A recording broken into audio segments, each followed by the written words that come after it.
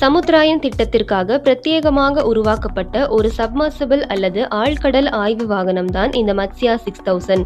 இந்த நீர்மூழ்கி வாகனத்தின் மிக முக்கியமான பாகம் அதன் டைட்டானியம் கோளம், டைட்டானியம் பர்சனல் ஸ்பியர் ஆகும்.